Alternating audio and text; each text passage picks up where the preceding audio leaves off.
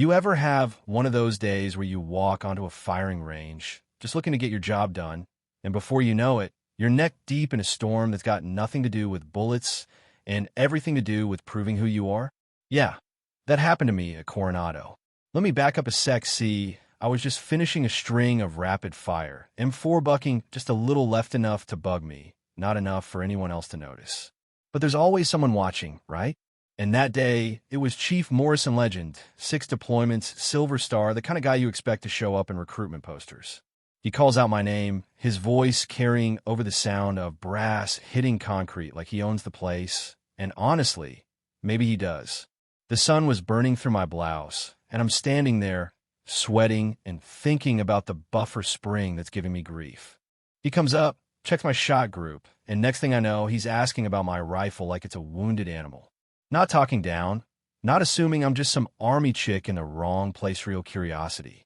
I break the weapon down in front of him, hands moving like I'd been doing it since grade school, which, by the way, isn't far from the truth.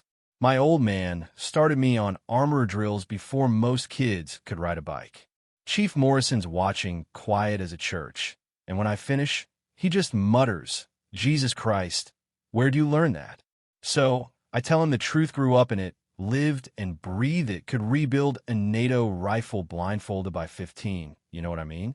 He smiles, not the condescending kind, but the kind that says, "Okay, maybe you do belong here." That was the first domino. Coronado wasn't exactly home, but it was familiar enough. Smell of gun oil and cleaning solvent, the low buzz of SEALs pushing themselves past the breaking point. I've been at this joint training for weeks, working both Army Rangers and SEAL gear, sleeping too little, always one bad malfunction away from getting the side eye from someone in command. I was used to that, though. Comes with the territory when you're a woman, Army, and young. Walking into a room full of special ops guys who've already got stories etched into their faces. What no one knew, what I didn't even realize, was that I was about to get the kind of shot at proving myself you can't fake. Morrison pulls me aside after a morning spent wrangling with HK416s and M249s that look like they've seen 3 wars. He's been reviewing weapon malfunction rates, and they've dropped like dramatically since I showed up. He's got the data to back it up, and for a second, I feel that spark of pride. We start talking about maintenance routines, how special operations weapons don't play by the same rules as conventional ones, match ammo, high volume, extreme temps, and he's actually listening. He lays out a proposition. Be the dedicated armorer for their upcoming exercise, 3 weeks of combat scenarios, full integration with the team.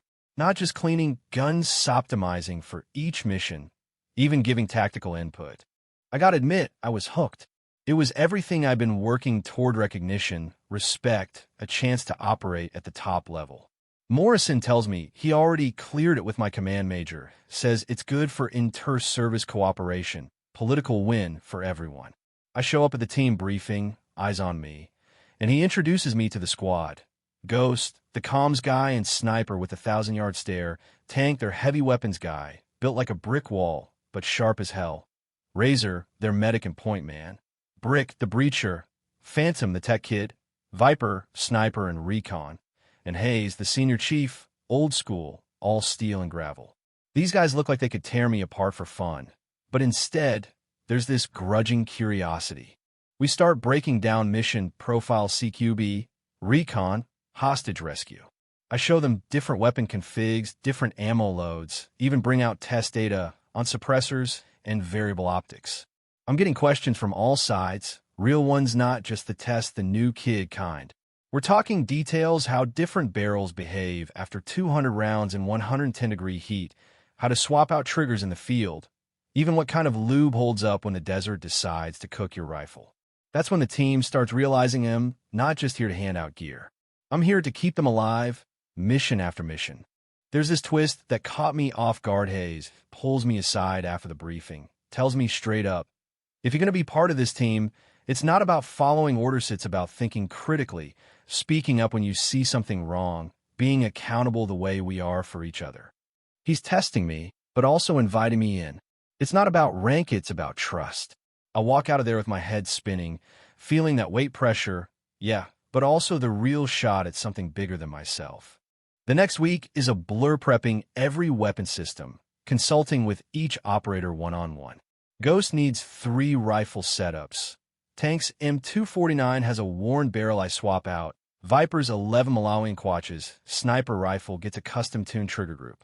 I start hearing whispers quiet, but they're there. She knows her stuff. She's not just some army armorer. But there's still pushback tank and brick. I catch them talking about whether I can actually hang with SEALs. Instead of letting it stew, I call Tank out. He's blunt, says SEAL teams push their weapons harder than anyone, and they can't afford failures. I break down exactly what I've found: wear patterns, stress fractures, what would have failed mid-mission if I hadn't intervened. He studies the old parts, goes quiet, then just nods and shakes my hand. That moment? That's when I know I'm in. But the real test is coming. The exercise isn't just another run-through, it's been upgraded to a formal evaluation, with senior leadership watching, career trajectories on the line, whispers of classified deployments if we impress. Suddenly, every detail matters. Morrison is upfront with me. No mistakes. You're auditioning for something that could define your career. I spend nights double-checking every bolt, prepping emergency kits, even running failure drills in my head. The first mission is a 48-hour recon op desert heat, dust storms, 0 resupply. I anticipate magazine failures from thermal contraction, swap them out in advance, and sure enough, Ghost radios in with a feeding issue. Quick fix, right on cue, and a mission goes off without a hitch. But then comes the day where everything goes sideways. Direct action raid, full contact, and suddenly I'm getting radio calls, multiple weapons down, rapid fire malfunctions, optics fogged. It's every armorer's nightmare. I piece it together: dust contamination from a storm, exactly the scenario I prepped for. I talk the team through field repairs, step by step. While they're taking fire, no margin for error. Weapons come back online, they finish the mission, and Morrison radios me, "Outstanding work." That's exactly what we needed. I'm wiped, but adrenaline's still pumping. It isn't just about fixing metal and spring sits, about keeping these guys alive when everything's on the line. Pretty soon, other teams are calling Marine recon snipers with accuracy issues, Army Rangers with machine gun jams. I'm troubleshooting for half the exercise now, operating out of a Humvee converted into a rolling armory, and learning fast that sometimes the only thing standing between mission success and total disaster is someone who's done the homework.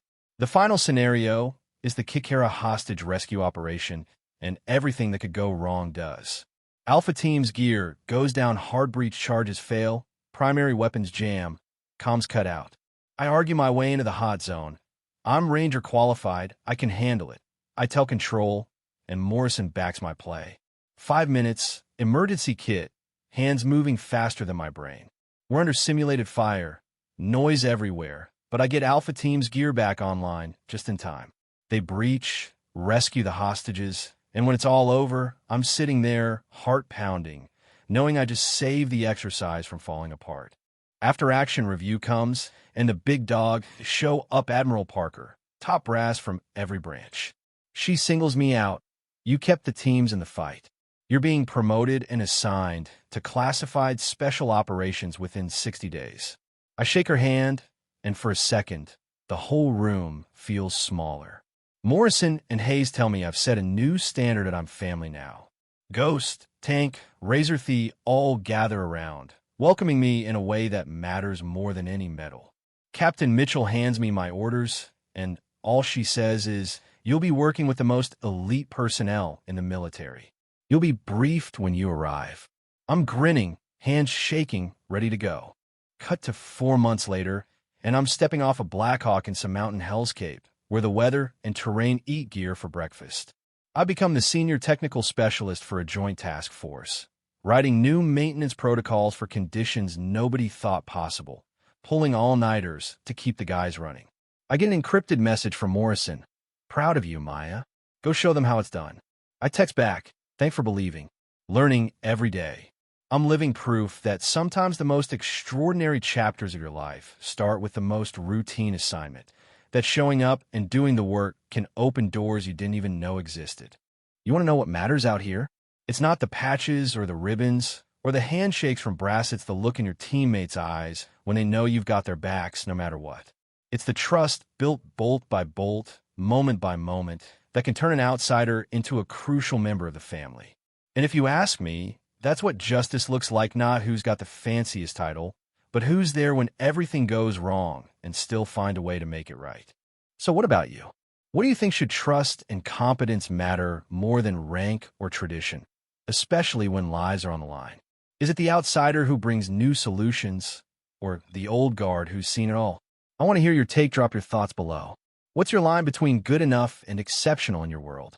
Because out here, sometimes the smallest details make the biggest difference, and sometimes you only get one shot to prove you belong. Like this story? Share it with someone who'd get it. Let's argue. Let's debate, because the line between ordinary and extraordinary is thinner than you think. And sometimes, all it takes is someone willing to step up and say, yeah, I can fix that,